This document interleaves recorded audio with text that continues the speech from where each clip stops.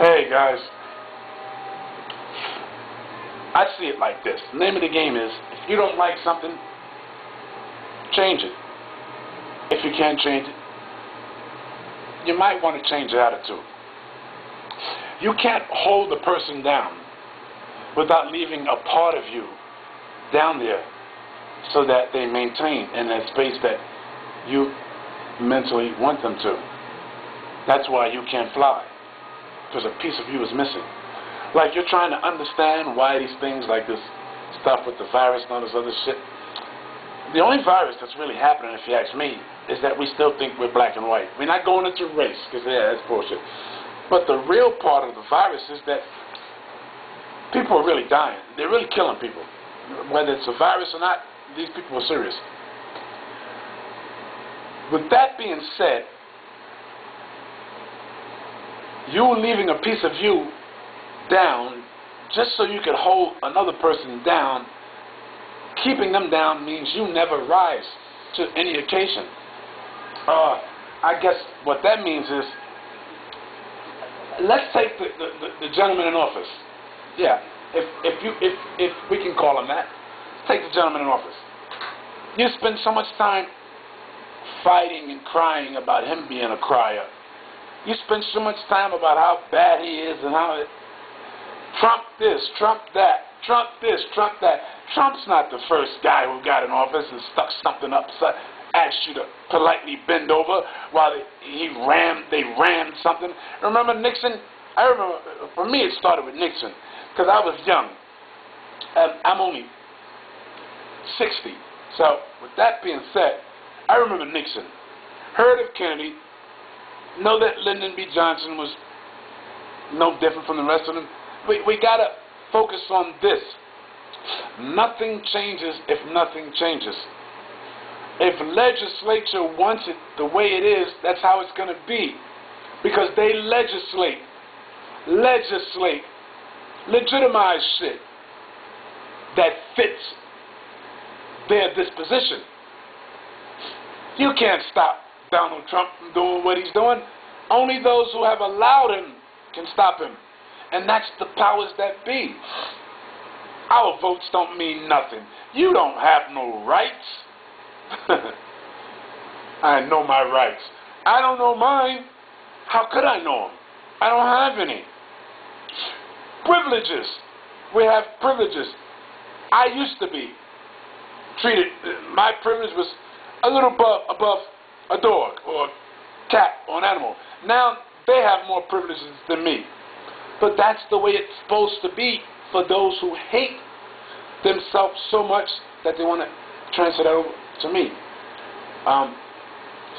Not just because of the hue, but because of me, a spirit having a human experience. They're doing it to you too.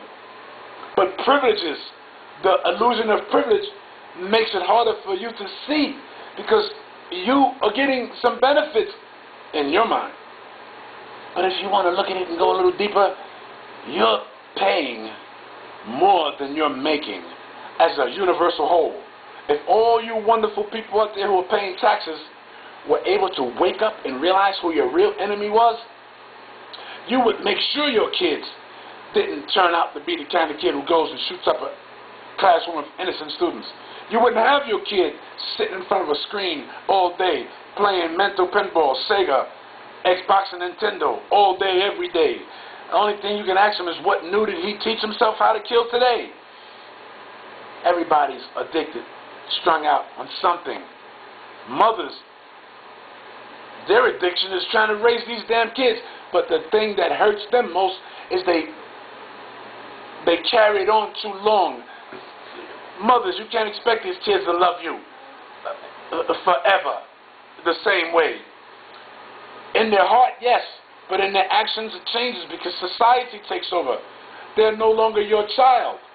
They become society's child, and then society's adult. Mothers, I know, to you, still your child.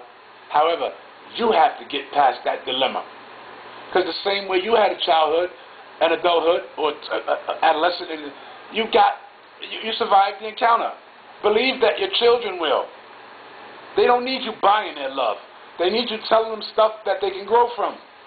But then again, how the hell could our kids grow from what we tell them when all we doing is regurgitating what we get off the screen? You know? Let's stop holding other people down with our words.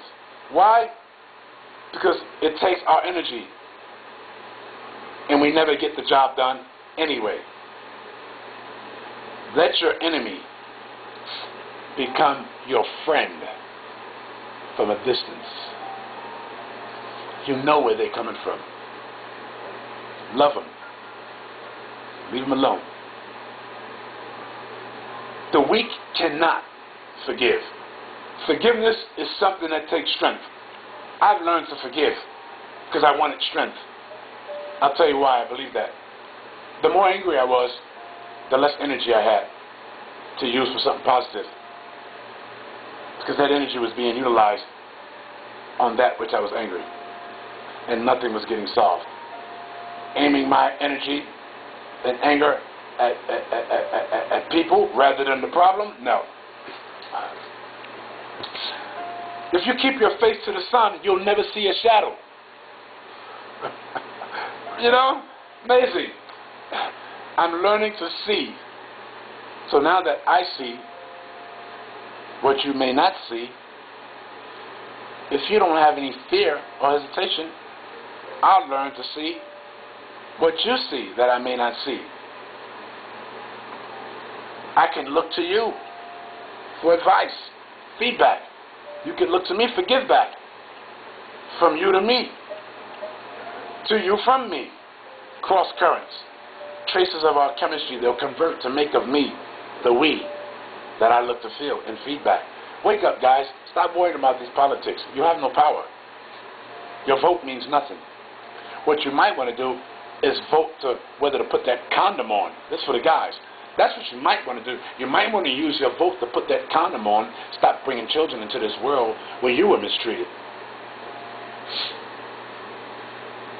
Think about that.